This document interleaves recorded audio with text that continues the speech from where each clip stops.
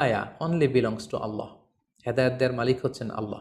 কানাআন and the wife of Nuh for example, যেমন Nuh আলাইহিস সালামের ছেলে কানাআন কিংবা তার স্ত্রী, তারা কিন্তু নূহ আলাইহিস সালামের প্রতি ঈমান আনেনি। তার মানে বাবা নবী হয়ে অনেক সময় ছেলে ঈমান আনতে পারেনি, তার ভাগ্যে সেটা জোটেনি। নূহ আলাইহিস সালাম নবী ছিলেন, কিন্তু তার স্ত্রী তার প্রতি ঈমান আনেনি। এজন্য আল্লাহ তাআলা বলছেন, ইন্নাকা লা তাহদি মান আহবাবতা ওয়ালাকিন্নাল্লাহা ইয়াহদি মান ইয়াশা। হে নবী, আপনি যাকে চান তাকে আপনি হেদায়েত দিতে পারবেন না, কারণ হেদায়েত দেওয়ার মালিক আপনি নন।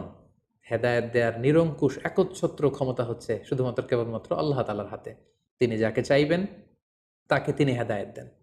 আমরা চাইলেই কাউকে হেদায়েত দিতে পারবো না। নূহ আলাইহিস সালামের জীবনী থেকে আরও একটি বড় শিক্ষা হচ্ছে যে আল্লাহ তাআলা হুট করেই কাউকে আযাব দেন না বা শাস্তি পাঠান না, বরং আল্লাহ তাআলা বারবার বারবার সুযোগ দিয়ে থাকেন। অনেক অনেক সুযোগ দেয়ার